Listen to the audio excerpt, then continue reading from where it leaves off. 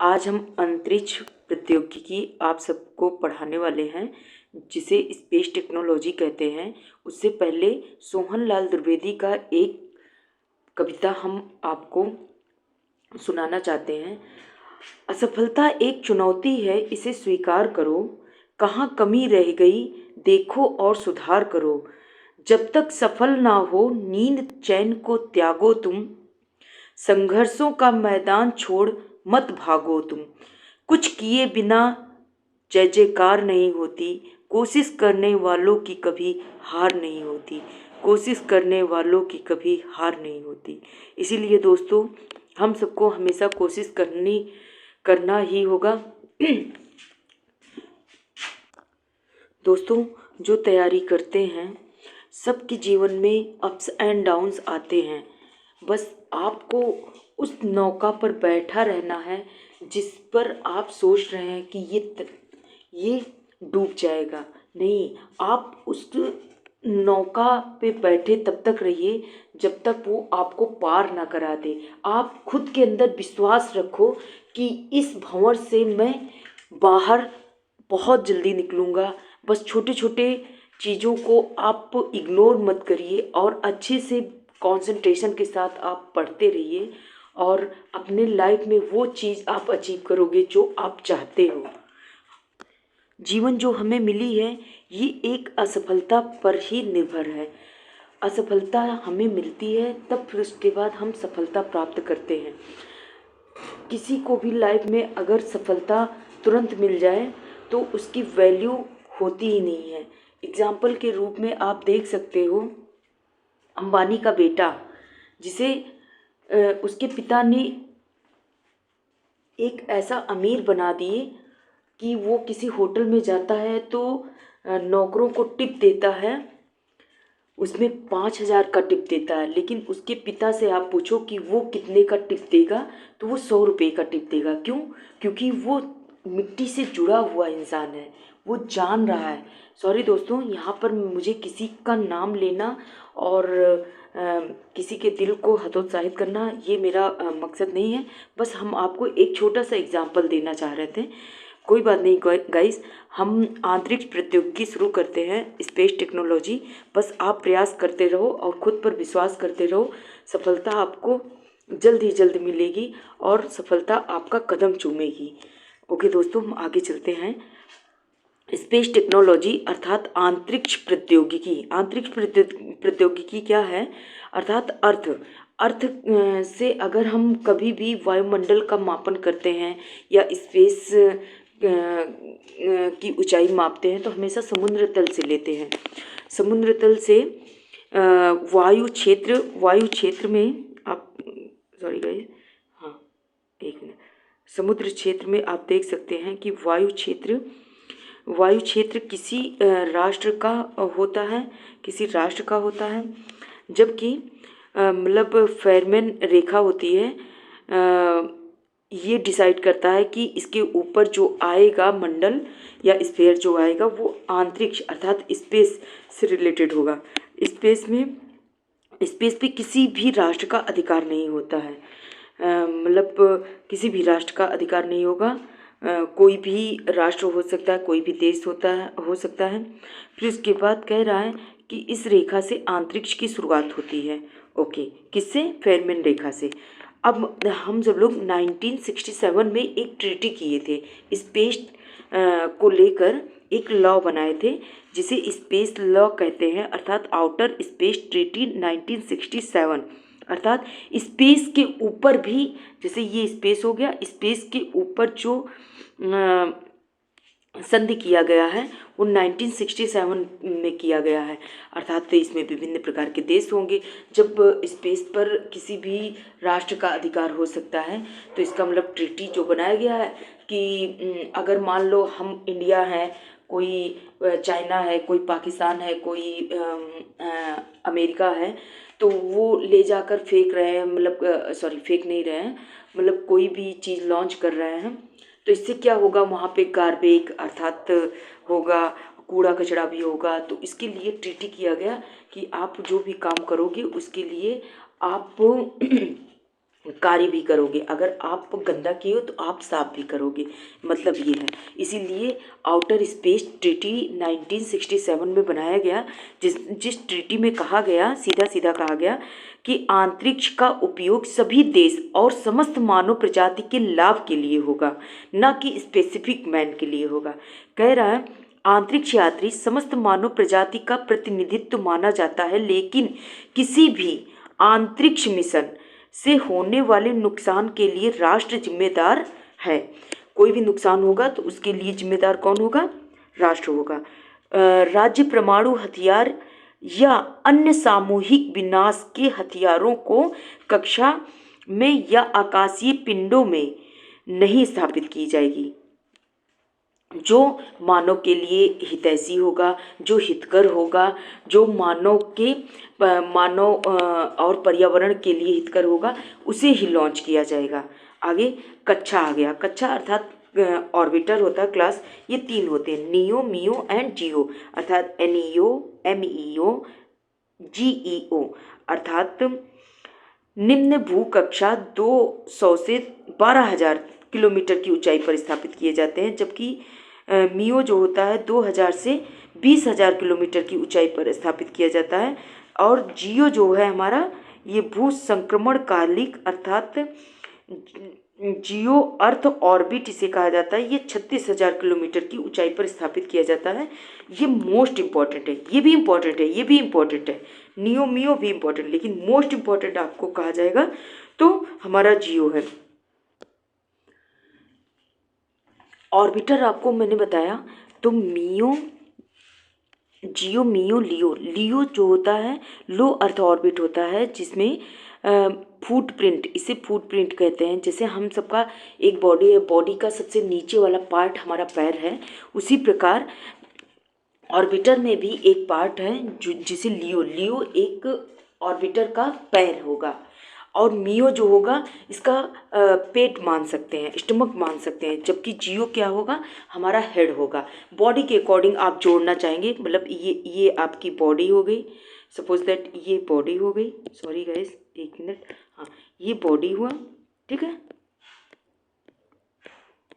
ये बॉडी हो गई, ठीक है, एक मिनट।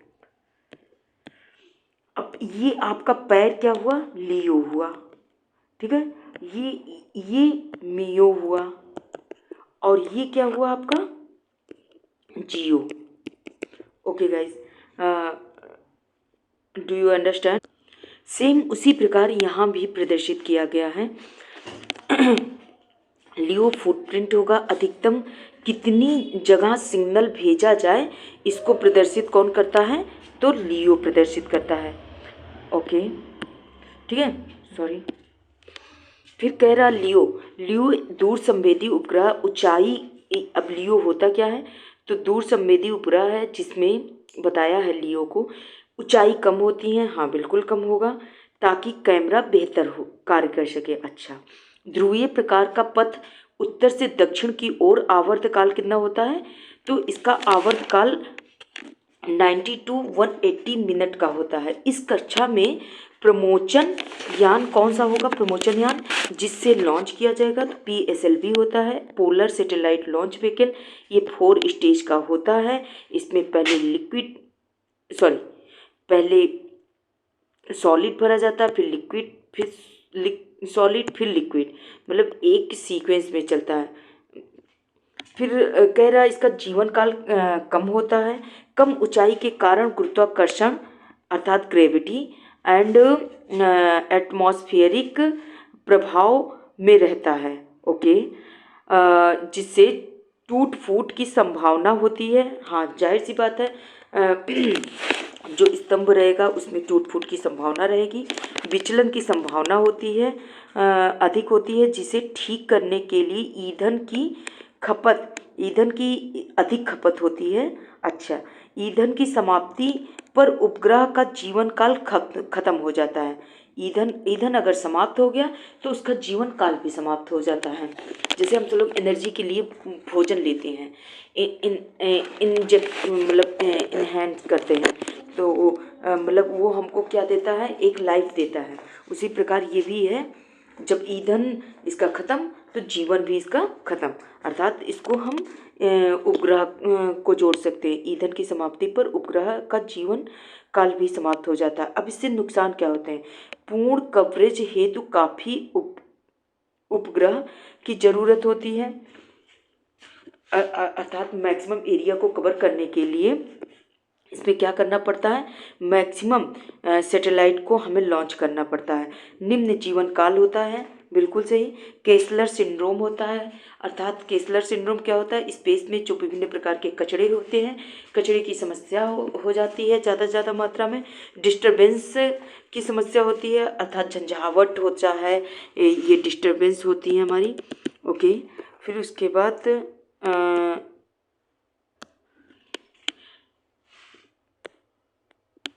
ओके, डिस्टरबेंस की आवश्यकता होती है। अब इसमें एग्जाम्पल में हम लेंगे लियो। लियो क्या होता है? लो अर्थ ऑर्बिट में मिशन शक्ति। जैसे लियो में स्थापित क्या क्या किया जाता है, तो इसमें अर्थ ऑब्जर्वेशन सैटेलाइट, जाहिर सी बात है जो सबसे नज़दीक होगा इसी को वो ऑब्जर्वेट करेगा, क्योंकि पृथ्वी के सबसे नज़दीक स्थापित किया जा रहा है।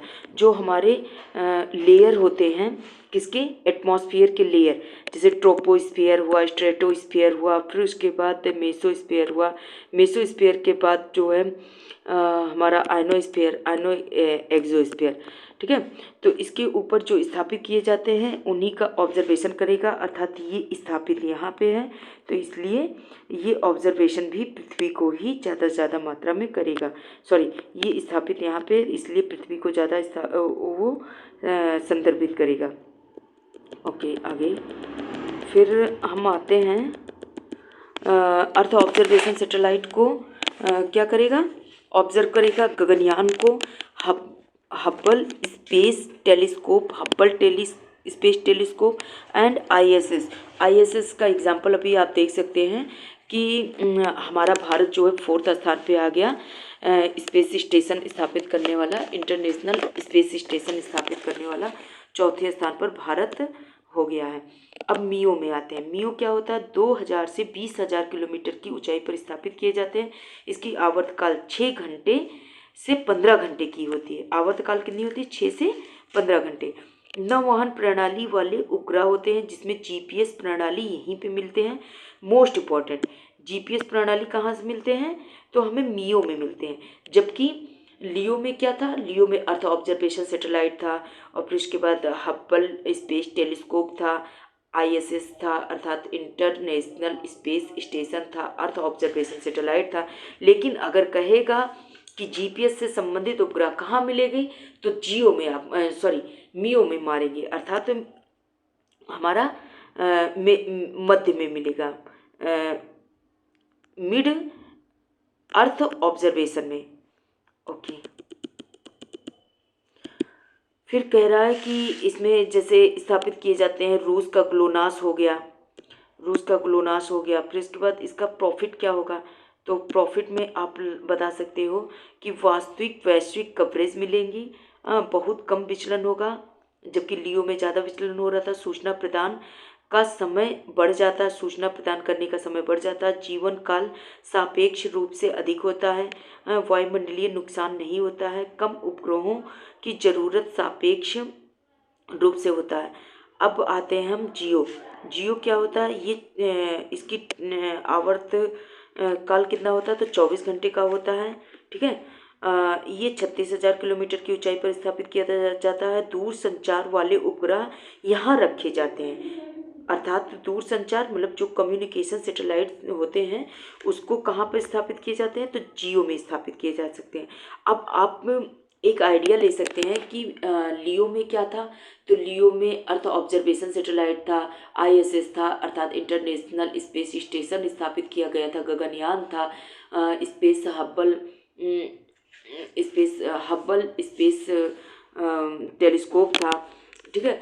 और जबकि मियो में क्या स्थापित किया जा रहा था? जीपीएस से संबंधित कोई भी देश होगा वो जीपीएस से संबंधित अगर उसको नेविगेशन से रिलेटेड चीज़ों की जानकारी प्राप्त करनी है तो वो मियो में स्थापित करेगा। जबकि जियो में हमारा क्या स्थापित किया जा रहा है? कम्युनिकेशन सैटेलाइट, कम्युनिकेशन अर्थात जो हम कम्युनिकेट करते हैं, एक दूसरे से बात कर, जो मैं कम्युनिकेट कर रही हूँ, मुझे डाटा मिल रहा है, मुझे नेट मिल रहा है, मुझे संचार के रूप में एक दूसरे से बात करते हैं, तो वो सब हमें कहाँ मिलेगा? 36,000 किलोमीटर की ऊंचाई पर, जो कि जियो में मिलेगा। अब ये रिलायंस का जियो मत समझिएगा, ये कौन सा है जियो? तो ये स्पेस टेक्नोलॉजी का जियो है दोस्तों, कमेंट किया करिए आप। ओके, तो दूर संचार वाले उपग्रह यहाँ रखे जाते हैं। Okay, point be noted, best option है। जियो में आप देख सकते हैं अर्थात सूर्य हुआ, अर्थ हुआ। सूर्य, ये बताइए सूर्य किसी का चक्कर लगाता है? नहीं। अर्थ किसी का चक्कर लगता है? हाँ। उपग्रह किसी का चक्कर लगता है? हाँ। तो इसका मतलब देखो, आपको हम बताते हैं दोस्तों, उपग्रह भी हमारा दो होता है, अर्थात सैटेलाइट जो होती है, एक आर्टिफिशियल सैटेलाइट होती है एंड दूसरा कौन सा होता है, एंड नेचुरल सैटेलाइट होता है। आर्टिफिशियल जो मनुष्य के द्वारा बनाया जाता है, नेचुरल सैटेलाइट क्या होता है? जो प्रकृति के द्वारा ही विद्यमान है। जैसे हमारा मून हुआ, मून हमारा क्या है? तो मून हमारा है नेचुरल, क्या है? Natural satellite. क्यों? क्योंकि ये पृथ्वी का चक्कर हमेशा लगाया करता है। और जबकि जैसे हो गया हमारा सैटेलाइट भेजा जाता है कि मतलब बाहुबली भेजे, ये भेजे, वो भेजे, होता है ना, तो वो क्या है? हमारा आर्टिफिशियल सैटेलाइट होता है। तो अब आते हैं जियो स्टेशनरी ऑर्बिट। जियो स्टेशनरी ऑर्बिट क्या होता है? अर्थात जैसे हम मान लीजिए ये हमारा भारत हुआ, और जियो स्टेशनरी, इसको तोड़ लीजिए, स्टेशनरी मतलब स्थिर होना, मतलब ये अगर हम इसको लॉन्च किए हैं तो ये क्या करेगा? पृथ्वी की एक ही भाग को पॉइंट करेगा। जैसे सपोज दैट आंध्रा हुआ, तो आंध्रा को ही ये पॉइंट करेगा। जबकि जियो स्टेशनरी होता है, एक जियो सिंक्रोनस होता है। सिंक्रोनस में क्या होता है? जियो सिंक्रोनस में, तो सिंक्रोनस में जो होता है, ये अर्थ जैसे जैसे मूव करेगा वैसे वैसे ही ये भी मूव करेगा, उसे जियो सिंक्रोनस कहा जाता है। जबकि स्टेशनरी क्या होता है? स्थिर होता है, अर्थात किसी भी भारत के एक भाग को वो पॉइंट करेगा। ओके, फिर उसके बाद हम आते हैं,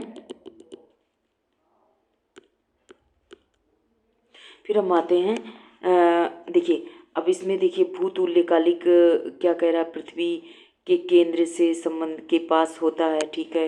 भूस्थैतिक कक्षा, इसको आप रीड कर सकते हैं, भूमध्य रेखा के ऊपर है, किसी कोण के साथ झुकाव इसका होता है, ठीक है। इसका झुकाव कितना है? 0 डिग्री का होता है। कक्षीय ऊंचाई कितना होता है? 36,000 किलोमीटर होता है। इसका टाइमर कितना होता है? तो 24 घंटा होता है, ठीक है, 24 आवर होता है। उपग्रह क्या होता है? उपग्रह अर्थात सैटेलाइट। सैटेलाइट कौन सा है? तो संचार उपग्रह अर्थात कम्युनिकेशन सैटेलाइट को लॉन्च किया जाता है, जिसमें DTH होता है। DTH आप देखे होंगे दोस्तों, अभी भी गांव में आपको मिल जाएगा, इस तरह से होता है, एक वो होता है, तो DTH होता है, ठीक है। अभी हम पढ़ के आए हैं कि जियो स्टेशनरी में कम्युनिकेशन सैटेलाइट से संबंधित कोई भी सैटेलाइट होगा यहाँ पर लॉन्च किया जाएगा। ओके, जियो स्टेशनरी में ओके, आगे फिर उसके बाद कह रहा है मौसम उपग्रह होता है। मौसम उपग्रह में अर्थात इसमें IRNSS सैटेलाइट होता है, इसरो द्वारा होता है, नाविक द्वारा होता है। नाविक क्या है? भारत का GPS सिस्टम है, हाँ। और इसरो क्या है? भारत का एक लॉन्चिंग इंस्टीट्यूट है। किसका है? तो स्पेस टेक्नोलॉजी का। ओके, आगे हम चलते हैं दोस्तों।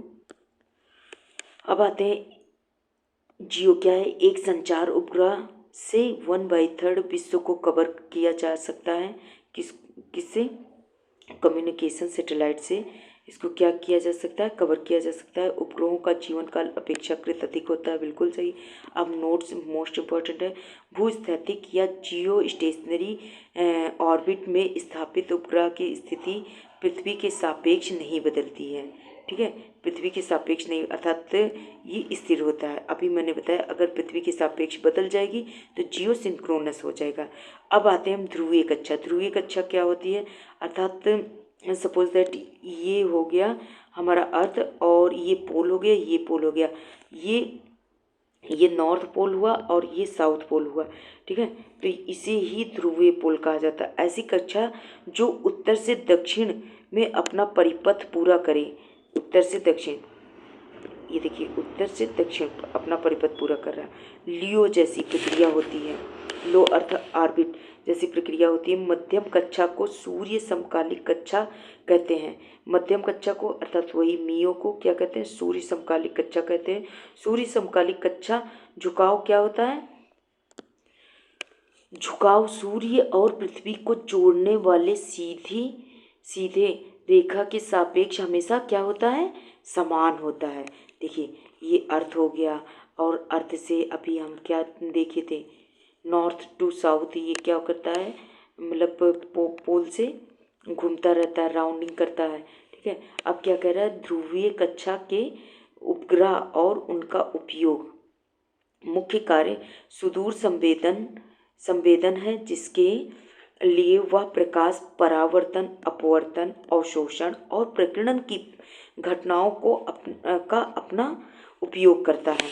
क्या करता है, एक बार फिर से गाइस, मुख्य कार्य इसका क्या है, सुदूर संवेदन, ये सुदूर संवेदन होता है जिसके लिए वह प्रकाश परावर्तन, अपवर्तन, अवशोषण, प्रकीर्णन घटनाओं का उपयोग करते हैं। उच्च विभेदन क्षमता के कैमरे लगे होते हैं। इसमें कैमरा कौन सा होता है, उच्च विभेदन, अर्थात हाई क्वालिटीज़ के होते हैं, जिनमें इंफ्रारेड होता है, दूसरा माइक्रोवेव कैमरा होता है।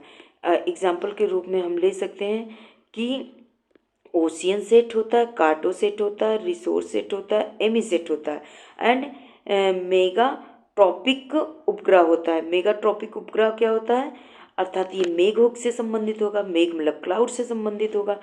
तो उष्ण कटिबंधीय क्षेत्रों में बादलों का निर्माण करता है, किसका, तो उष्ण कटिबंधीय क्षेत्र मतलब ये हमारा इक्वेटर हो गया, ये हमारा कर्क रेखा हो गया, ये मकर रेखा हो गया, इन्हीं के बीच के क्षेत्र को उष्ण कटिबंधीय क्षेत्र कहा जाता है। तो इस बेसिस पे ये बताया जा रहा है। ओके, अब इसके यूजेस हम पढ़ते हैं। यूजेस में क्या है, कृषि क्षेत्र में मिट्टी के प्रकार उत्पादन की सूचना देता है। पहली बात क्या है, इसका उपयोग हम कहाँ करते हैं, तो कृषि क्षेत्र में करते हैं, ठीक है।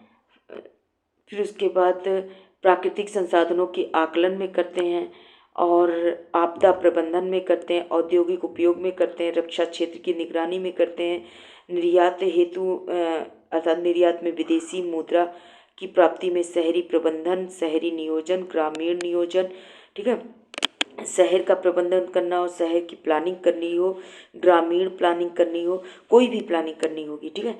अब इसमें हम देख लेते हैं कृषि क्षेत्र में मिट्टी के प्रकार को देखने के लिए, उत्पादन की सूचना प्राप्त करने के लिए, फिर उसके बाद प्राकृतिक संसाधनों के आकलन में वन क्षेत्र, जल, तांबा, लोहा, खनिज, इन सब में प्रयोग करते हैं। और फिर उसके बाद औद्योगिक उपयोग में पता करना कि उद्योग कहाँ लगाया जाए और यहाँ पे उद्योग मिल जाएगा। फिर आगे आते हैं हम, कह रहा भू स्थिर या जियो स्टेशनरी कक्षा या ऑर्बिट के सैटेलाइट और उनके उपयोग क्या हैं। जियो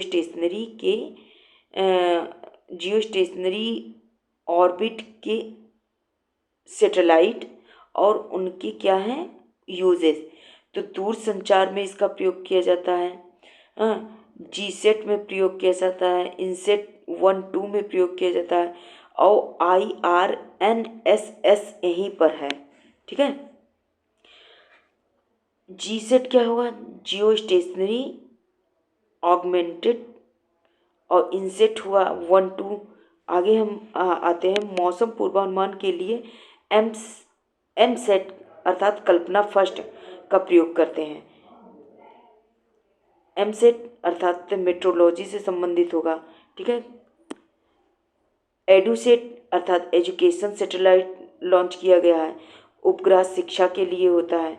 शिक्षा के लिए क्या होता है, जैसे हम सब पढ़ाई लिखाई गांव में जो बच्चे करते हैं तो उन बच्चों के पास नेट की सुविधा नहीं होती है। तो इसलिए सरकार ने कहा कि गांव में नेट की सुविधा के लिए एजुकेशन सैटेलाइट हम लॉन्च कर रहे हैं। और फिर उसके बाद तीसरा क्या है, GSAT-29, GSAT-11। अब इसके यूजेस क्या हैं? इसके यूजेस में मोबाइल और टीवी सेवाओं में प्रयोग किया जाता है। मोबाइल जो हम लोग चलाते हैं, टीवी सेवाओं में प्रयोग किया जाता है, खोज एवं बचाव कार्य में, दूरस्थ शिक्षा में और दूरस्थ चिकित्सा में। अर्थात कोई भी ऑनलाइन सुविधा होगा तो हम लोग कहाँ पर जाएंगे? इस जियो में जाएंगे। ओके। अब प्रमोचन यान, तो कौन कौन से सैटेलाइट हैं जिसके द्वारा हम लॉन्च करते हैं? एसएलवी का वेट कितना होता है? तो ये 40 केजी का होता है। ये लो अर्थ ऑर्बिट में स्थापित किया जाता है। इसके 4 चरण होते हैं, अर्थात सारे चरण क्या होते हैं? ठोस होते हैं। ठोस ठोस ठोस ठोस, अर्थात सॉलिड सॉलिड सॉलिड सॉलिड। फिर ASLV होता है, अर्थात इससे भी अच्छा करके थोड़ा सा बनाया गया। ये 5 चरण का हुआ। 5 चरण में ASLV अर्थात ऑगमेंटेड सैटेलाइट लॉन्च व्हीकल हुआ। ठीक है, इस सभी चरण ठोस होते हैं, इसके भी सभी चरण ठोस होते हैं। ठीक है, फिर ये 150 केजी का भार ले जा सकता है और 400 किलोमीटर की ऊंचाई पर स्थापित किया जाता है। फिर आया हमारा पहले SLV, फिर ASLV, फिर उसके बाद हमारा PSLV आया, अर्थात PSLV मतलब पोलर सैटेलाइट लॉन्च व्हीकल हो गया।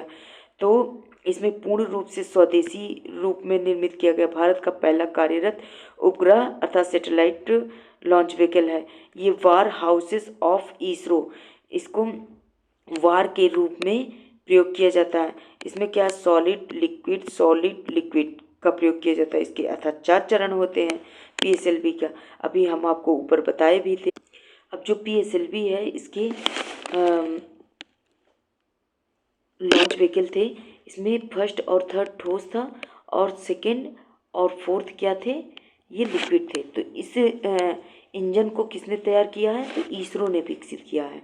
और इसका नाम क्या रखें? विकास इंजन, मोस्ट इम्पॉर्टेंट है, आप थोड़ा ध्यान दीजिएगा। क्या नाम है? विकास इंजन नाम है। किसका नाम है? तो PSLV के जो लॉन्च व्हीकल हैं उसके इंजन का नाम विकास इंजन है। फिर मिसाइल तकनीकी का विकास हुआ, विदेशी मुद्रा की प्राप्ति और निर्यात हुआ।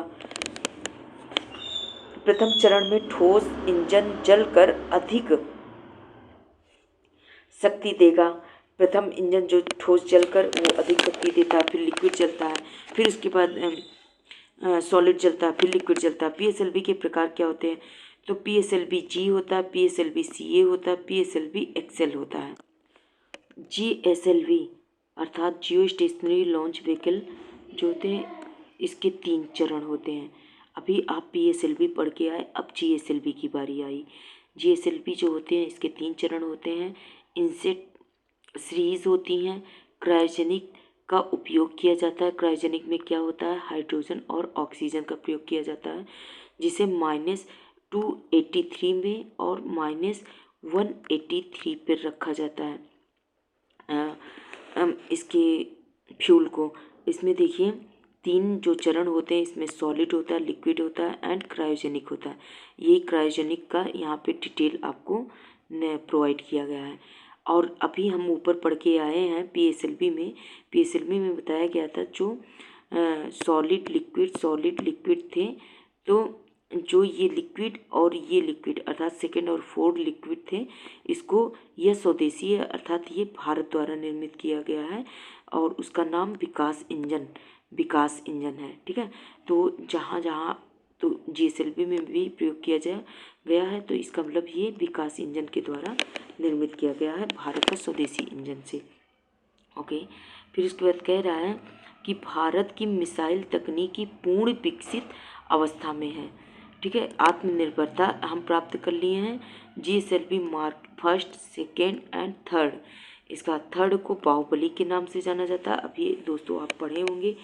और ये कितना ऊंचाई ले जा रहा था? फर्स्ट GSLV मार्क फर्स्ट, तो ये 15,000 kg ले जा रहा था और सेकेंड जो है 25,000 kg और GSLV मार्क थर्ड जो है ये 4500 केजी लेकर जा रहा था, 4500 किलोग्राम वेट को लेकर जा सकता है।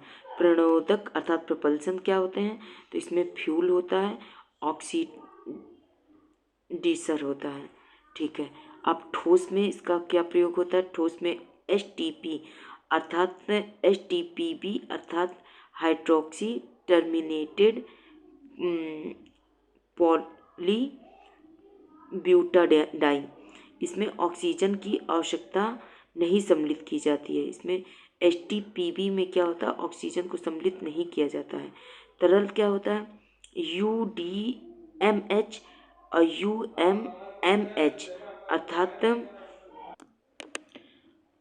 तो ठोस हो गया, तरल हो गया। ठोस में क्या प्रयोग किया जाता है, तो HTP B hydroxy terminated polybutadiene का प्रयोग किया जाता है। एचटीपीबी आप शॉर्ट नेम याद किए रहिएगा दोस्तों। इसमें ऑक्सीजन की आवश्यकता या ऑक्सीजन की आवश्यकता को नहीं सम्मिलित की होता है। अब इसमें लिक्विड, अभी ठोस लिक्विड में यूडीएमएच मोस्ट इम्पॉर्टेंट है, यूएमएमएच मोस्ट इम्पॉर्टेंट है। पहले हम देखते हैं यूडीएमएच अर्थात अनसिमेट्रिकल डाई मिथाइल हाइड्रोजीन होता है। ठीक है, और ये क्या होता है, यूडीएमएच क्या होता है, यह एक अत्यधिक विषैला और संक्षारक रॉकेट ईंधन होता है।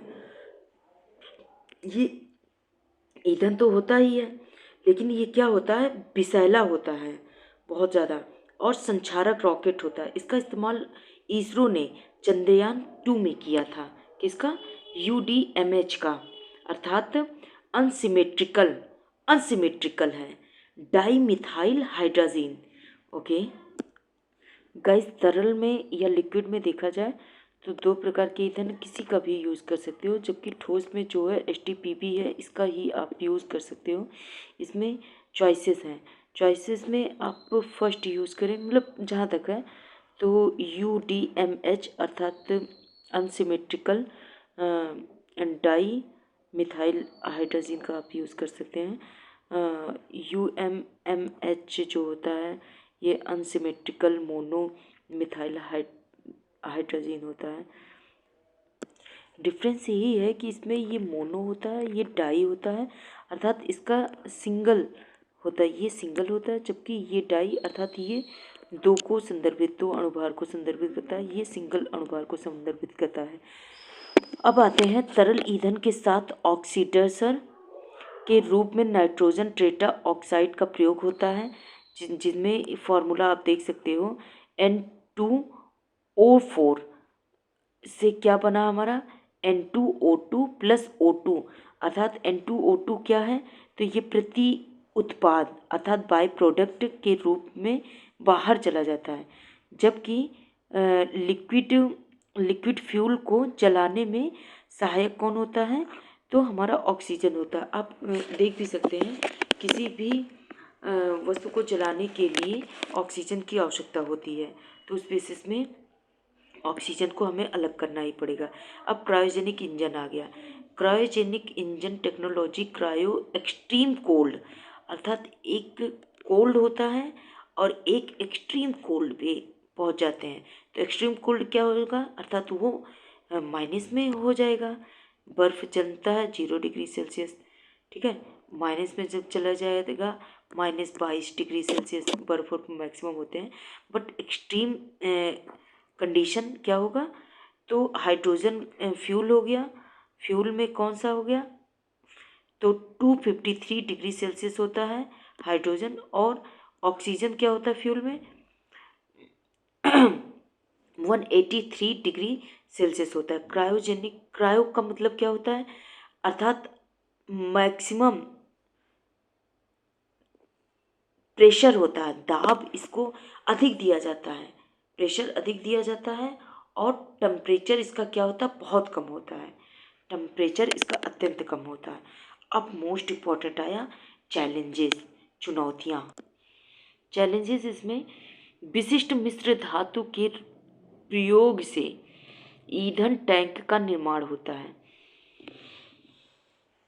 अर्थात ओके, अत्यधिक उच्च दाब पर ईंधन तथा ऑक्सीकारक को दहन कक्षा तक पहुंचाने के लिए अति तीव्र पंप का निर्माण करना होता है। दहन कक्षा की ऐसी डिजाइन जो एक साथ अति निम्न तथा दहन के बाद अति उच्च तापमान अर्थात हाई टेम्परेचर को सह सके। अच्छा, उचित अनुपात में मिश्रण किया जाता है। उचित अनुपात में इसका क्या किया जाता है? मिश्रण। नेविगेशन प्रकार क्या होते हैं? तो ये क्षेत्रीय और वैश्विक लेवल पर होते हैं। क्षेत्रीय अर्थात एक रीजनल बेसिस पे होता है, एक वर्ल्ड लेवल पर होता है। बेहतर एक साथ 3 उपग्रह अर्थात उसकी स्थिति भी बताएगी,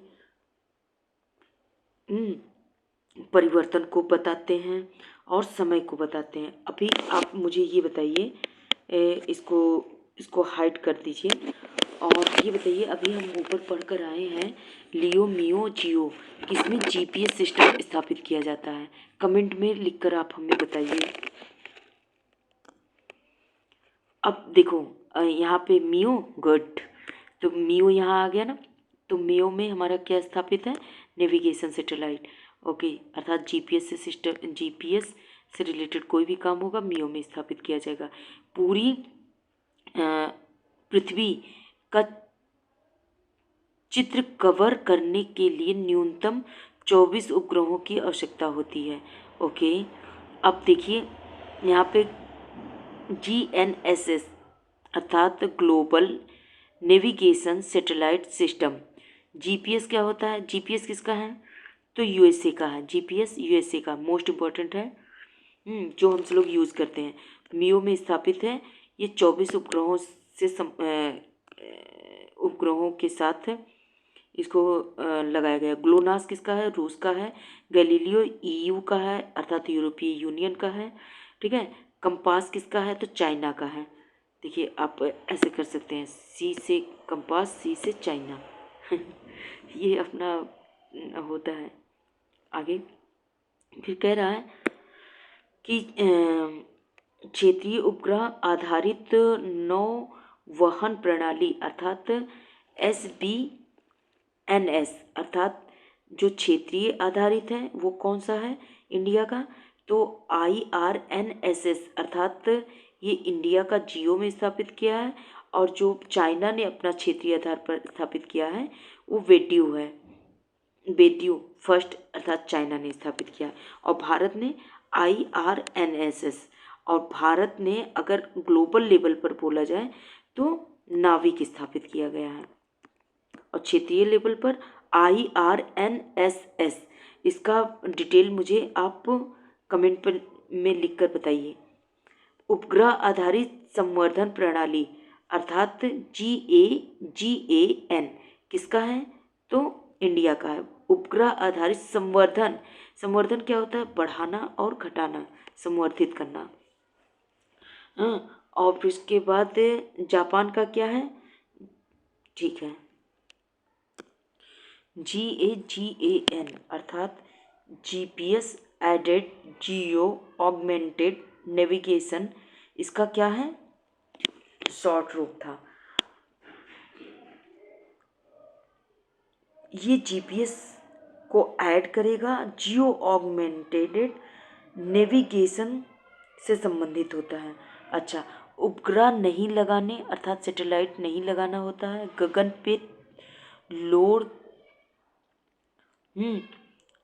को कम्युनिकेशन सैटेलाइट में लगा देंगे। ठीक है, गगन पे, गगन मतलब आकाश पे। देखो GSAT-8 होता है, GSAT-10 होता है, GSAT-15 होता है।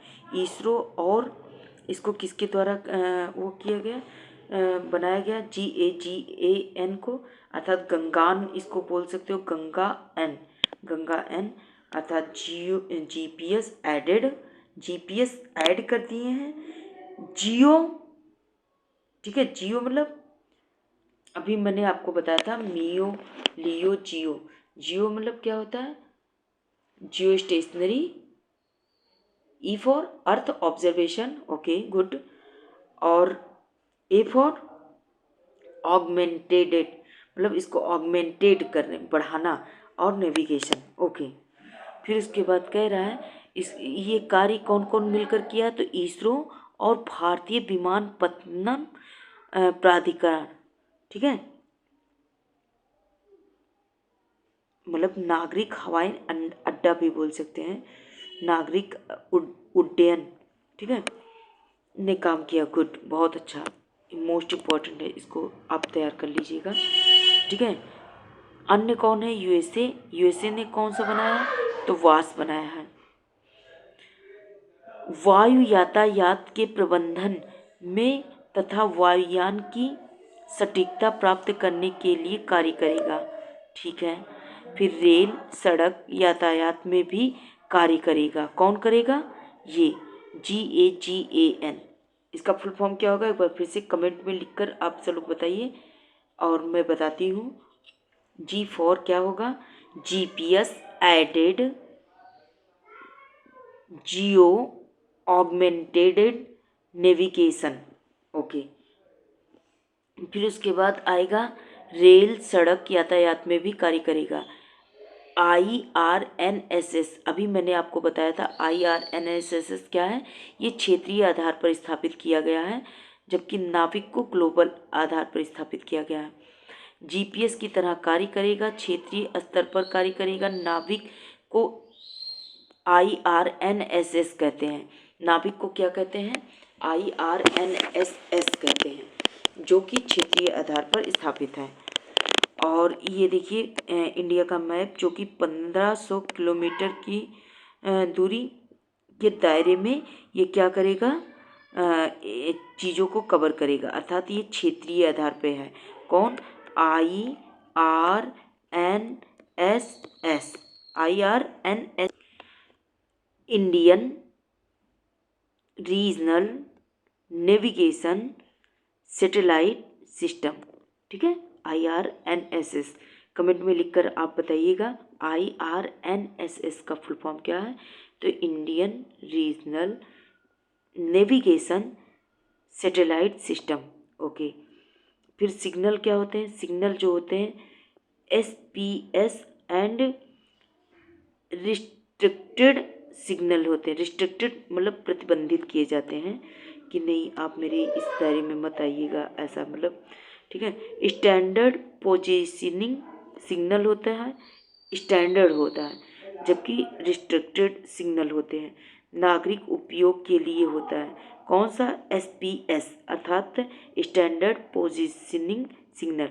8 उपग्रह होते हैं, जिनमें 3 भू स्थिर होते हैं, भू स्थिर आपको अभी मैंने बताया था कि जियो स्टेशनरी के होते हैं, और 5 क्या होते हैं हमारे, जियो सिंक्रोनस होते हैं। कमेंट में आप लिखकर बताइएगा कि जियो सिंक्रोनस और जियो स्टेशनरी में क्या डिफरेंस है और कौन सबसे अच्छा होगा, तो अच्छा इसको मानेंगे, क्यों, क्योंकि ये ज़्यादा चीज़ को कवर करेगा, जियो सिंक्रोनस, ठीक है, ये पृथ्वी के अनुसार अपना कार्य करेगा अर्थात, और ये क्या होगा, ये इसको 1 पॉइंट दे दिया जाएगा भारत के बेसिस से कि आप आंध्रा का वो करिए पोजीशनिंग, तो ये आंध्रा की पोजीशनिंग करके और आपको पॉइंट देगा। तो इसकी संख्या 3 है और इसकी संख्या कितनी है, सिंक्रोनस की, जियो सिंक्रोनस 5 है, ओके गाइज। 2020 में हिंद महासागर क्षेत्र में संचालन के लिए इस पर कार्य किया गया। World wide radio navigation system के एक भाग के रूप में IMO अर्थात इंडियन मेट्रोलॉजी ऑर्गेनाइजेशन द्वारा मान्यता दिया गया। इसमें इसका महत्व क्या है, ठीक है, IRNSS का महत्व क्या है, उसका फुल फॉर्म क्या होगा, तो Indian regional national satellite system होगा, ओके। फिर कह रहा है ये कृषि के क्षेत्र के लिए महत्वपूर्ण होगा, स्थलीय हवाई और समुद्री नेविगेशन के लिए होगा, नागरिक उपयोग के लिए होगा, आपदा प्रबंधन के लिए होगा, सैन्य उपयोग जीपीएस सुविधा के लिए होगा, वाहन ट्रैकिंग के लिए होगा, आत्मनिर्भरता के लिए होगा, मैपिंग के लिए होगा। ठीक है, ये महत्व मोस्ट इम्पॉर्टेंट है, आप इसको देख सकते हैं। IRNSS का फुल फॉर्म आप कमेंट में लिख कर फिर बताइए। जितनी बार लिखेंगे उतनी प्रैक्टिस होगी, उतनी प्रैक्टिस होगी तो उतना ही चीज़ें आपको आसान लगेगा। Indian regional national Indian regional navigation system satellite system. ठीक है, फिर कह रहा जमीन पर उपयोगकर्ताओं के लिए सटीक और विश्वसनीय स्थान की जानकारी प्रदान करेगा। बिल्कुल जाहिर सी बात है, इसीलिए हम जीपीएस का प्रयोग कर रहे हैं। ठीक है, स्थान, वेग और समय के बारे में वास्तविक समय की जानकारी प्रदान करेगी। जैसे इस समय जीपीएस है किसका, यूएसए का, जो कि हम सब लोग प्रयोग कर रहे हैं। ठीक है, अब हमारा भारत क्या लॉन्च कर दिया, IRNSS के बेसिस से नाविक। ठीक है, नाविक NAVIC। ठीक है, ओके। फिर आलोचना इसकी क्या हो रही है, अधिक रखरखाव, भाषा की जटिलता, कोई आर्थिक लाभ नहीं है, खराब होने पर नया भेजना होगा, मतलब अगर खराब हो गया तो नया भेजना होगा। ठीक है, इसलिए इसका मतलब प्रतिरक्षा क्षेत्र में अंतरिक्ष तकनीक का महत्व। IGMDP अर्थात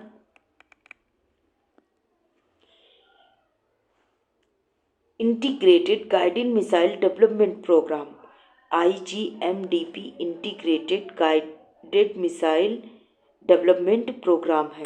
ठीक है, ये क्या होता है, तो यह एक मिसाइलों को विकसित करने के लिए भारतीय रक्षा प्रणाली अर्थात इंडियन डिफेंस सिस्टम द्वारा इसे क्या किया गया, निर्मित किया गया। और ये कब आया, तो 1982 में आया है। IGMDP कब आया, 1982 टू 83 में शुरू किया गया। अब इसका उद्देश्य क्या हो सकता है, आप कोई आइडिया लगा सकते हैं कि उद्देश्य क्या होगा। तो उद्देश्य में हो सकता है कि भारत को मिसाइल प्रौद्योगिकी में आत्मनिर्भर बनाना है, कि हमारे यहाँ मिसाइल टेक्नोलॉजी में आत्मनिर्भर हो जाए, दूसरे देश पर निर्भर ना रहे। और भारतीय सशस्त्र बलों की आवश्यकताओं को पूरा करने के लिए मिसाइलों की एक श्रृंखला विकसित किया जाए। सशस्त्र बलों के लिए क्या होगा, उनकी आवश्यकताओं को और भी पूरा करने के लिए हम क्या करें कि बॉर्डर पर जैसे LAC हो गया, LOC हो गया, तो उस पर सशस्त्र बलों की आवश्यकता होती है। जैसे सशस्त्र सेना बल हो गया, और फिर उसके बाद जो हो गया भूटान बांग्लादेश, मतलब ठीक है, तो इससे संबंधित जो होंगे, तो सशस्त्र बल की आवश्यकता हो, मिसाइलों की श्रृंखला विकसित करनी हो, तुरंत उनको दे दिया जाए। प्रणोदक नेविगेशन अथवा प्रपल्सन हो, नेविगेशन हो, कंट्रोल और सामग्री की विशेषज्ञता का निर्माण करना हो। ठीक है, इसके अब IGMDP के तहत विभिन्न प्रकार की मिसाइल भी विकसित किया गया है। और इसके जनक किसे कहा जाता है, अबुल कलाम, APJ अब्दुल कलाम को कहा जाता है। जिसमें मिसाइल में कौन कौन सी मिसाइलें विकसित की गई हैं, तो पृथ्वी हुआ, त्रिशूल हुआ, आकाश हुआ, नाग हुआ, अग्नि हुआ। इसको शॉर्ट फॉर्म में पटना याद कर सकते हैं, PATNA, हम ऐसे ही याद किए हैं दोस्तों। पृथ्वी, ठीक है, अग्नि, त्रिशूल, नाग, आकाश। ओके, ठीक है, इसमें मोस्ट इम्पॉर्टेंट होगा कि पृथ्वी हमारा क्या है, पहली स्वदेशी बैलिस्टिक मिसाइल है। पृथ्वी क्या है, पहली स्वदेशी अर्थात भारत के द्वारा खुद निर्मित किया गया एक प्रकार का बैलिस्टिक मिसाइल है। और नाग क्या है हमारा, तो ये एंटी टैंक मिसाइल है, अर्थात एंटी टैंक मिसाइल समझ सकते हो कि ये टैंक से लैस है। और मतलब अग्नि क्या है, तो अग्नि भी हमारी क्या है, बैलिस्टिक मिसाइल है। ठीक, अच्छा, अब इस कार्यक्रम का प्रबंधन जो है किसने किया, DRDO और आयुध निर्माणी बोर्ड द्वारा किया गया। ठीक है, इसका नेतृत्व कौन करता है, DRDO करता है। अच्छा, इसके निर्देशक कौन थे, तो निर्देशक जो थे अभी हमने बताया था APJ अब्दुल कलाम। द्वारा इसे क्या किया गया, निर्मित किया गया। ठीक है।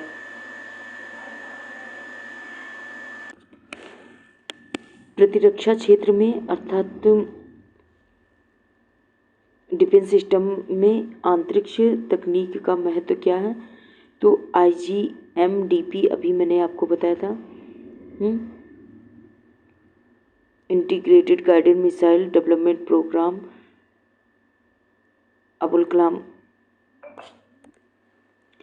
अंतर महाद्वीपीय बैलिस्टिक मिसाइल के विकास में सहायक क्या है? एग्जाम्पल में GSLV एंड क्रायोजेनिक है।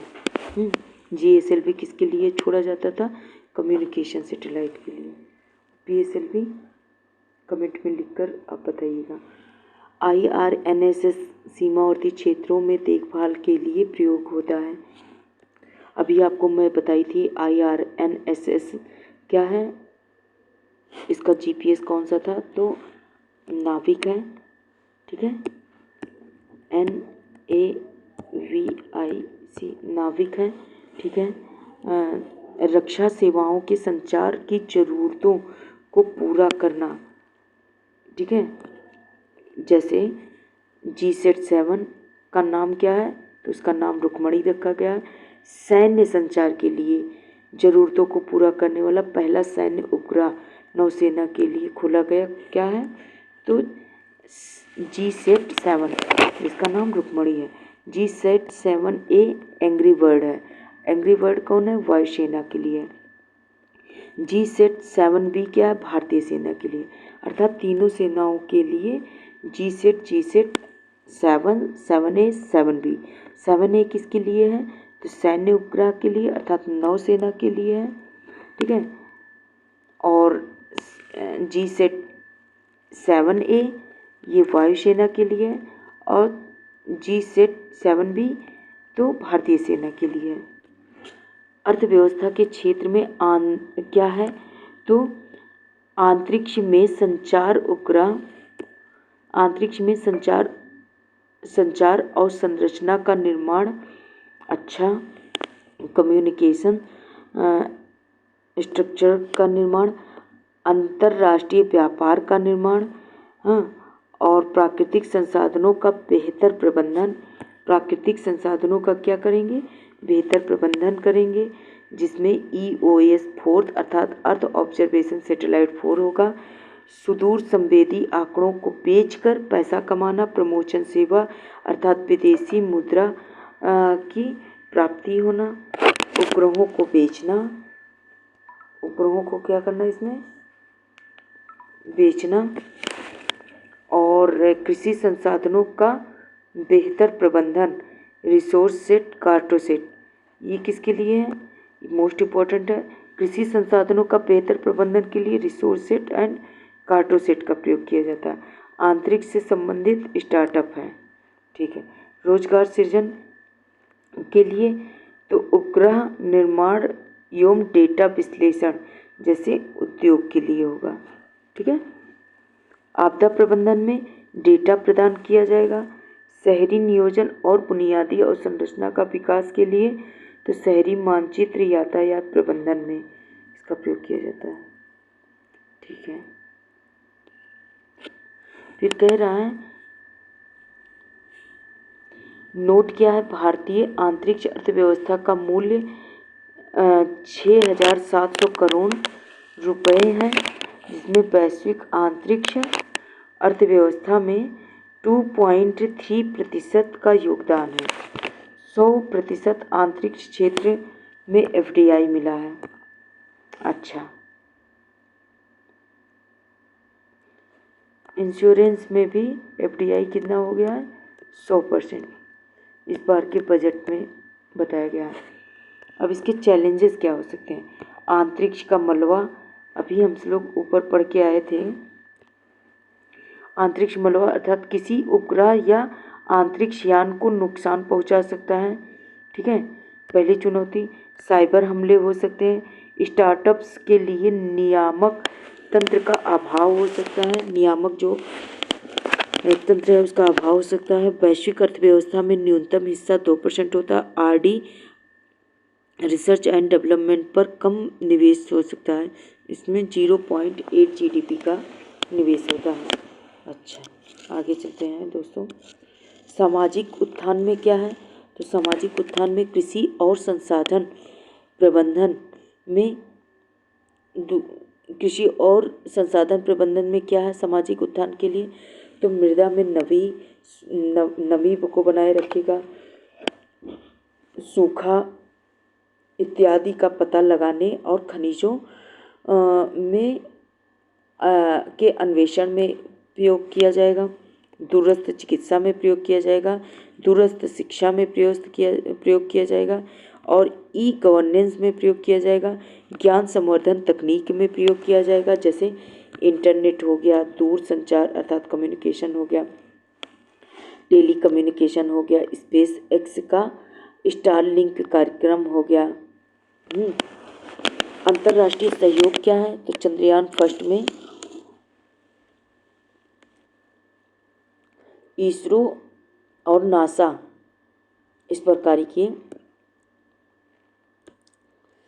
हमको ये बताइएगा, मेगा ट्रॉपिक्स अभी आप पढ़ के आए, ये किस में स्थापित किया जाता है, लियो में, मियो में या जियो में?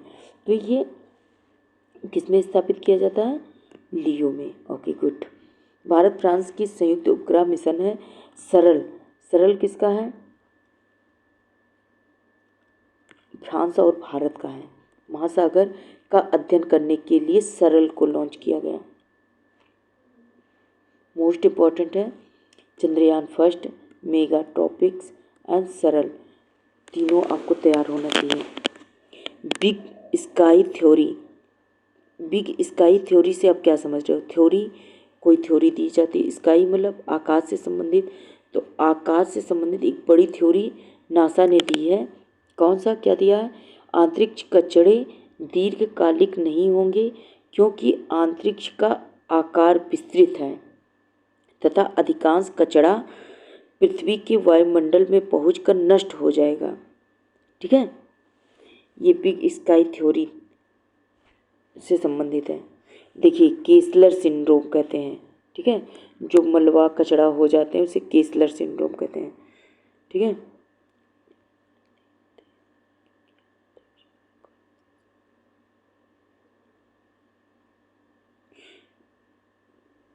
अच्छा,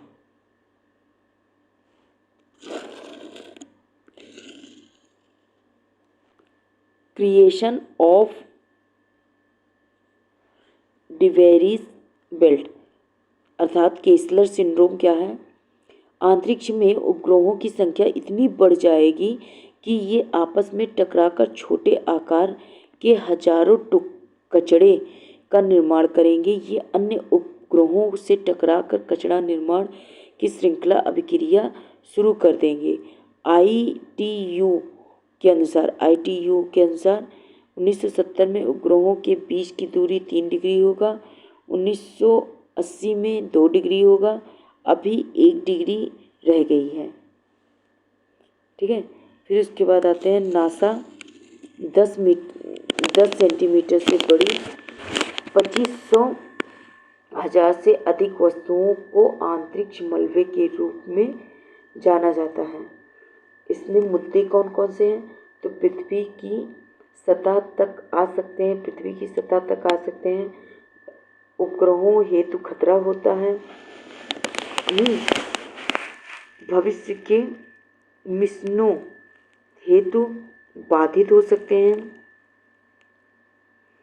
कक्षीय स्लॉट की उपग्रह को सीमित कर सकता है, अंतरिक्ष एजेंसियों के लिए अंतरिक्ष में वस्तुओं की कक्षाओं को सटीक रूप से ट्रैक करने तथा भविष्यवाणी करने में के संदर्भ में अधिक चुनौतीपूर्ण बना देती हैं। पहल क्या है? अंतरिक्ष मलबे पर अंकुश लगाना। बिल्कुल, जब तक आप केसलर सिंड्रोम को कम नहीं करेंगे तब तक प्रॉब्लम बनी रहेगी। प्रोजेक्ट नेत्रा भारत का space object tracking and analysis पहल है। नेत्रा याद रखिएगा, नेत्रा, प्रोजेक्ट नेत्रा। किसके लिए? अंतरिक्ष मलबे पर अंकुश लगाने के लिए अपना नेत्र खोला हुआ है कि निगरानी अच्छे से कर सके, सर्विलांस में इसको रखा गया है। IS-40M इसरो ने अंतरिक्ष मलबे की संभावनाओं का आकलन जोखिम को कम करने के लिए किया है। क्लीन स्पेस पहल अर्थात ESA ने शुरू किया। कॉकस अर्थात COPUOS committee on the peaceful uses of outer space UN की है। पुनः प्रयोज्य लॉन्च वाहन पोएम 3 मिशन स्टारशिप। अंतरिक्ष क्षेत्र में चुनौतियां, बजटीय आवंटन कम होती है। अंतरिक्ष क्षेत्र में निजी क्षेत्र की सीमित भूमिका होती है। स्पेस स्टार्टअप की कमी होती है।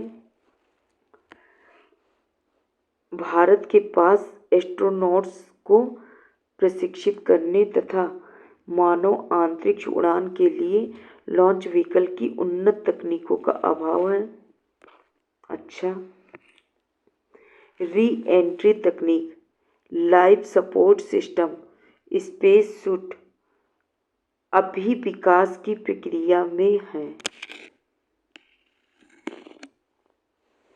अंतरिक्ष का शस्त्रीकरण, आकाशीय पिंडों में शस्त्रों को स्थापित करना शस्त्रीकरण कहलाता है। शत्रु के उपग्रहों पर हमला करना, शत्रु के उपग्रहों से भेजे जाने वाले सिग्नलों को जाम करना, शत्रु उपग्रहों को नष्ट करने के लिए लेजर का प्रयोग करना। जासूसी आधारित उपग्रहों का निर्माण, पहला अंतरिक्ष सैन्य अभ्यास 2021 में टोही उपग्रह एग्जाम्पल के रूप में।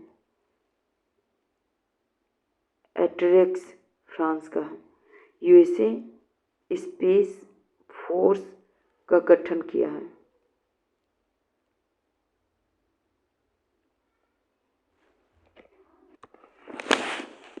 शत्रु उपग्रह को नष्ट करने के लिए लेजर का प्रयोग किया जाता है। लेजर आप देखें कि नहीं, जो लाइट को मारते हैं, दूर तक जाता है और उसके बाद एक पतली सी लकीर होती है, देखे होंगे, आइडिया होगा, कमेंट करिएगा। जासूसी आधारित उपग्रहों का निर्माण, ठीक है। USA स्पेस फोर्स का गठन। भारत ने क्या किया? तो मिशन शक्ति, भारत का एक उपग्रह प्रतिरोधी हथियार कौन सा है? मिशन शक्ति है, जो कि लियो में स्थापित किया गया, ठीक है। DRDO ने विकसित किया। रक्षा अंतरिक्ष एजेंसी की स्थापना किया गया है। इंडियन स्पेस एक्स अभ्यास का आयोजन, इन स्पेस का निर्माण अर्थात अंतरिक्ष क्षेत्र में निजी अभिकर्ता को प्रोत्साहित करने के लिए है।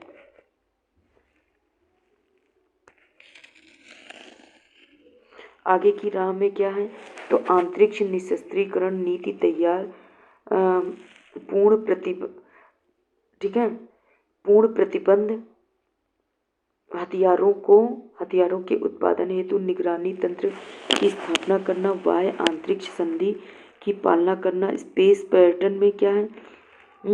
स्पेस पर्यटन में घूमने के मकसद और मनोरंजन के लिए काम करना। आमजन को अंतरिक्ष से रूबरू होने का मौका मिलेगा।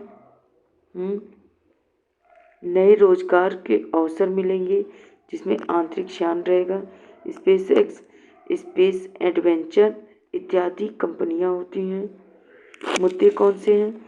तो सामाजिक विषमता में वृद्धि, अमीर लोग ही इसमें मुद्दे, इश्यूज में क्या हो सकते हैं? सामाजिक विषमता में वृद्धि होगी। पर्यावरणीय मुद्दा में क्या आएगा? तो ओजोन परत और ग्लोबल वार्मिंग आएगा। ठीक है। फिर अंतरिक्ष प्रदूषण, भारत की मौजूदा अंतरिक्ष उद्योग में कम भागीदारी 2% है। निजी क्षेत्र की भूमिका की अस्पष्टता, भारत विकासशील व तकनीकी रूप में पिछड़ा देश है। अच्छा, इन स्पेस निजी कंपनियों को भारतीय अंतरिक्ष बुनियादी ढांचे का उपयोग करने के लिए होता है। इन स्पेस का प्रयोग और ISIL वैश्विक ग्राहकों के लिए भारतीय अंतरिक्ष कार्यक्रम से संबंधित उत्पादों और सेवाओं की पूर्ति के लिए होता है। भारतीय अंतरिक्ष नीति क्या है? तो यह नीति 2023 में तैयार किया गया।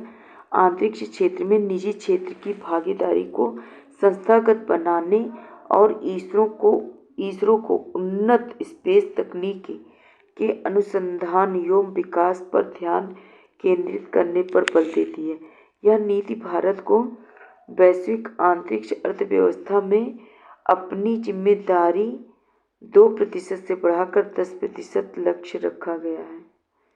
काफ़ी कम शुल्क पर निजी क्षेत्र इसरो की सुविधाओं का उपयोग करेगा। निजी उद्योग की भागीदारी को बढ़ावा देगा। इसरो, NSIL और इन स्पेस की भूमिकाओं एवं जिम्मेदारियों का निर्धारण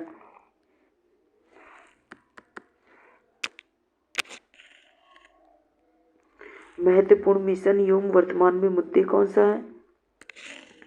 तो आदित्य L1 है, लैग्रेंज पॉइंट है।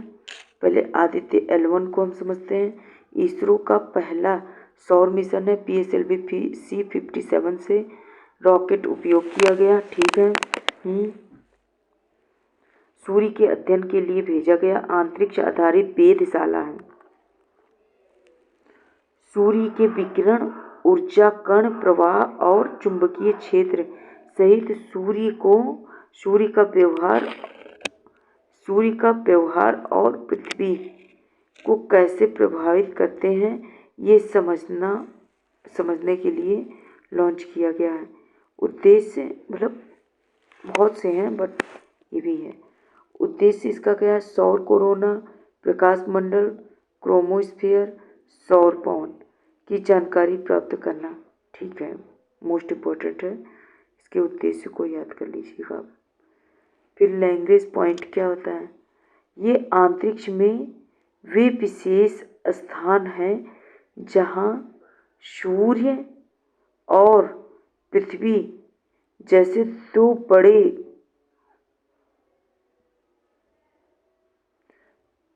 परिक्रमा करने वाले पिंडों की गुरुत्वाकर्षण शक्ति एक दूसरे को सम्मिलित करती हैं।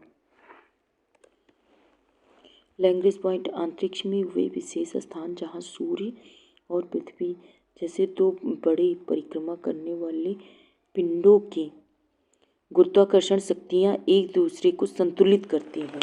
किसकी करती हैं? मोस्ट इम्पोर्टेंट है। तो सूर्य और पृथ्वी की गुरुत्वाकर्षण शक्तियाँ क्या होती हैं? एक दूसरे को संतुलित करती हैं। ये 5 होते हैं। लैग्रेंज 1, 2, 3, 4, 5। ठीक है। फिर कह रहा है L1 क्या होता है? तो L1 जो होता है, L1 क्यों? L1 के आसपास प्रभामंडल कक्षा में रखा गया उपग्रह सूर्य का बिना किसी ग्रहण के लगातार अवलोकन में मदद करता है। ईंधन की बचत होता है। अगर L1 पे रखेंगे यहाँ पे तो क्या होगा? ईंधन की बचत होता है। इसका महत्व क्या है? हमारे सौर मंडल को समझना, अंतरिक्ष मौसम की भविष्यवाणी करना, कोरोनल मास इंजेक्शन।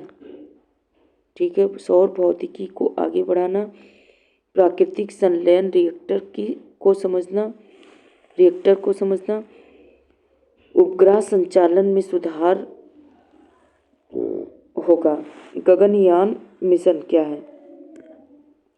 इसके तहत 3 सदस्यों के चालक दल के साथ 400 किलोमीटर की लियो अर्थात लो अर्थ ऑर्बिट में मानव मिशन भेजा जाएगा। ठीक है, इसका कार्यक्रम क्या है? 2 मानव रहित मिशन, 1 मानव युक्त मिशन। ठीक, प्रक्षेपण यान किससे जाएगा? तो GSLV मार्क 3 से जाएगा, इसे बाहुबली कहा जाता है। मानव अंतरिक्ष उड़ान कार्यक्रम पेलोड क्या है? तो क्रू मॉड्यूल अर्थात मानव को ले जाने वाला अंतरिक्ष यान है, क्रू मॉड्यूल के द्वारा जाएगा। और सर्विस मॉड्यूल 2 तरल प्रणोदक इंजनों द्वारा संचालित किया जाएगा। ठीक है, व्योम मित्र क्या है? व्योम मित्र मानव सदृश रोबोट है। ठीक, महत्व एक बार फिर से देखते हैं। भावी तकनीकी क्षमता प्राप्त करने शक्तिशाली विदेश नीति उपकरण के लिए वैज्ञानिक विकास को प्रेरित करने, आर्थिक विकास एवं रोजगार सृजन के लिए जिसमें अंतरिक्ष उद्योग घटकों का विकास होगा, युवाओं को प्रेरित करने के लिए नव प्रवर्तन वातावरण अर्थात अगली पीढ़ी को प्रेरित करेगा। ठीक है, लोगो प्रोजेक्ट इंडिया क्या है? तो विश्व के गिने चुने लेज़र इंटरफेरोमीटर अर्थात ग्रेविटेशनल वेव ऑब्जर्वेटरी में से एक होगा। 4 किलोमीटर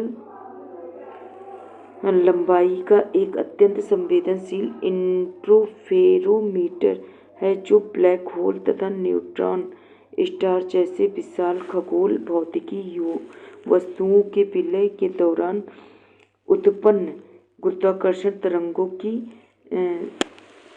सेंसिंग करने में सक्षम है।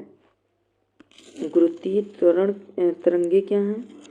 तो अंतरिक्ष में यह एक अदृश्य लहर है, प्रकाश की गति से चलती है, बहुत कमजोर है, ढूंढना क्या है? चुनौतीपूर्ण है।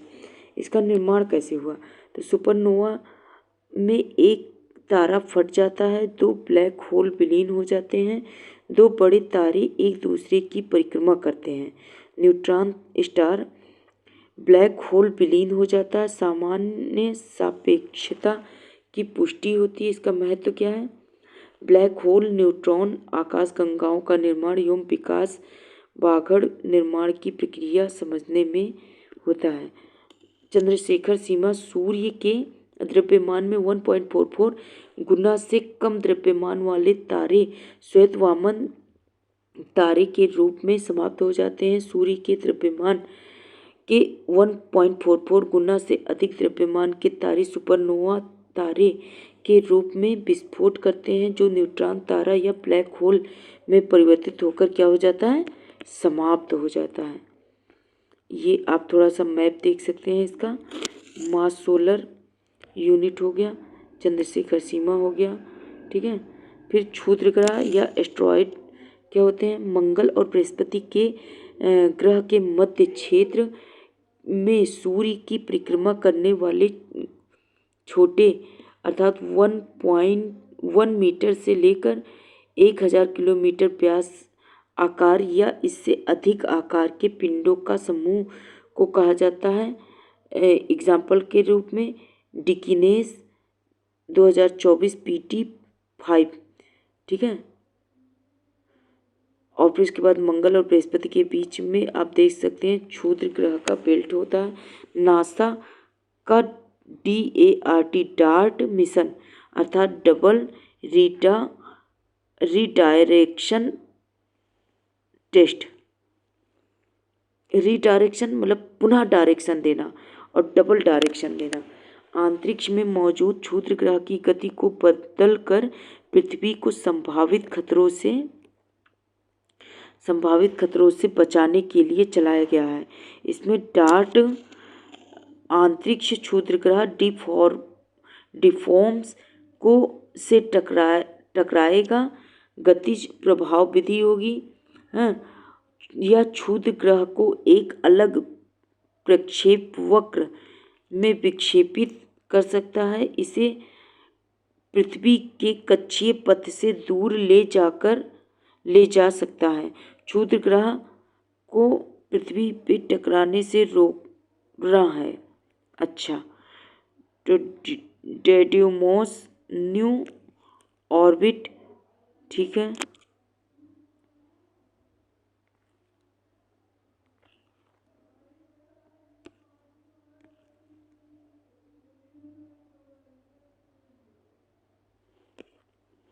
अन्य पहल क्या है?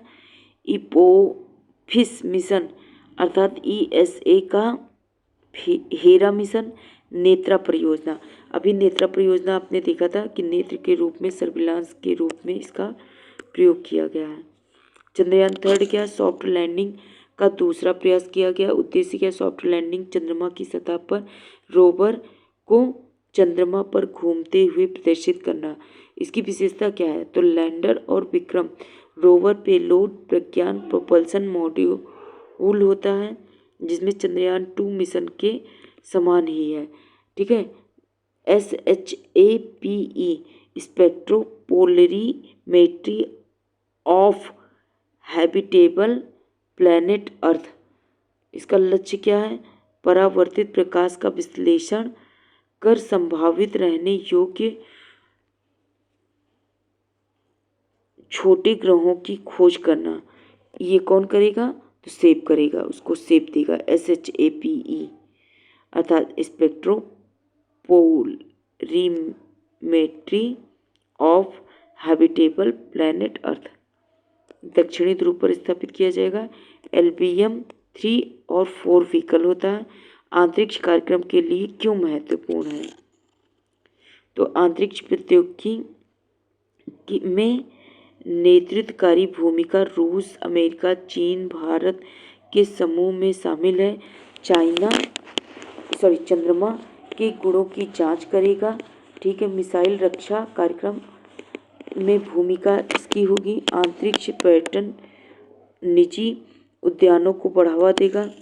अंतरिक्ष में निजी क्षेत्र की भूमिका होगी। तकनीकी नवाचार अर्थात तकनीकी निजी भूमिका क्या होगी? तो पिक्सल निजी संस्था अर्थात हाइपर स्पेक्ट्रल इमेजिंग उपग्रहों में माहिर है। विक्रम 5 रॉकेट का प्रक्षेपण किया जाएगा। किसमें? अंतरिक्ष अन्वेषण में। प्रत्यक्ष विदेश निवेश में वृद्धि होगा, निजी क्षेत्र में भागीदारी होगी, ठीक है। अगर हम विदेश में निवेश करेंगे तो निजी क्षेत्र में भागीदारी। मेक इन इंडिया विजन को साकार करना होगा। अन्वेषण लागत में कमी होगी। पर्यटन अर्थात ब्लू ओरिजिन कंपनी SpaceX होगा। चुनौतियाँ क्या होगा? तो मार्ग संचालित दृष्टिकोण विनियमन आसान नहीं होगा। अंतरिक्ष यान उत्सर्जन होगा। बढ़ता कक्षीय मलबा होगा। पूंजी तक पहुंच होगी। कंपनियों के स्टारलिंक, वनवेव, गोदरेज एरोस्पेस। नए अंतरिक्ष स्टार्टअप में क्या होगा? तो अग्निकुल कॉस्मोस होगा। स्काई रूट एरोस्पेस होगा, जो कि पिक्सल में होगा। स्टारशिप क्या है? यह पूर्णतः पुनः प्रयोज्य परिवहन प्रणाली है। स्टारशिप क्या होता है? जैसे रॉकेट को लॉन्च किया जाता है और फिर उसके बाद जाने के बाद समाप्त हो जाता है, तो नहीं, ये जाएगा रॉकेट को भेजकर फिर पुनः पृथ्वी पर आएगा, फिर से हम इसको यूज कर सकते हैं और इस पे फिर से हम रॉकेट को भेज सकते हैं। और दूसरा क्या होगा? अंतरिक्ष यान सुपर हैवी रॉकेट होगा।